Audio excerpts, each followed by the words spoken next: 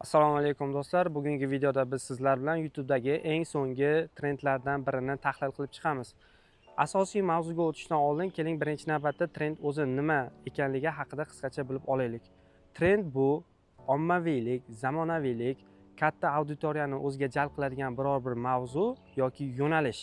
Qisqacha qilib aytadigan bo'lsak, bu hozirgi zamonda odamlar nimani ko'ryapti, odamlar nima haqida gapiryapti, odamlar nimani yoqtiryapti, shuni bildiradi. Trendlar bizga kerak, chunki bu bizni jamiyatimiz hozirgi kunda aynan qandayligini ko'rsatib beradi. YouTube'dagi trend bu odamlar tomonidan ommaviy tarzda ko'rilayotgan videolarga aytiladi. Lekin shunday bir trendlar borki, ular kulguli emas va qiziqarli ham emas, balki ongimizga ta'sir qiladigan darajada kuchlidir. Hozirgi kunda YouTube va TikTokda eng tez uchrayotgan trendlardan biri bu Italian brain rot hisoblanadi. Italian brain rot nima ekanligini bilishdan oldin keling birinchi navbatda brain rot o'zi nima ekanligini bilib olamiz. 2024-yilda Oxford universiteti tomonidan ommaviy ovoz berish jarayoni bo'lib o'tadi. Unda 37 mingdan ortiq insonlar qatnashadi va 2024-yilda yil so'zi deb brain rot so'zi tanlab olinadi, ya'ni miyaning chirishi.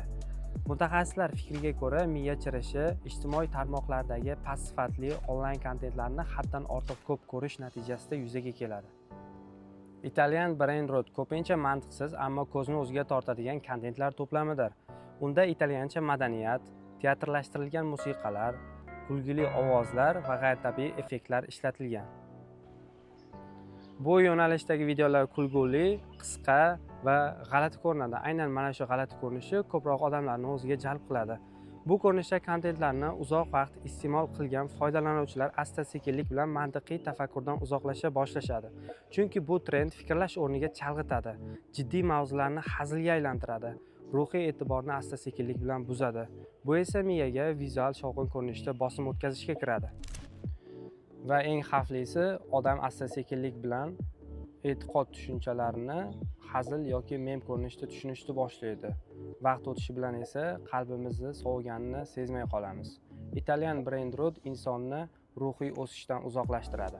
Bu yo'nalishda ishlatilgan personajlarning ovozlarini biz bu videoga qo'sha olmaymiz, chunki bu ovozlar bizning e'tiqodimizga to'g'ri kelmaydi. Rasm ko'rinishda videoni mana shu qismida chiqarib qo'yamiz. Siz o'qib bemalol uning ma'nosini tushunib olishingiz mumkin. Bu yo'nalishda ishlayotgan hamkasblarimizga tavsiyamiz: prosmotrlar yoki pul evaziga o'zingiz tushunmagan va bilmagan yo'nalishda ijod qilmang. Aks holda e'tiqodingizga bilmasdan turib zarar yetkazib qo'ygan bo'lasiz. Keyingi videoda aynan qanday yo'nalishni tahlil qilib chiqishimizni xohlaysiz? Fikrlaringizni izohlarda yozib qoldiring va bu videoga like bosishni unutmang.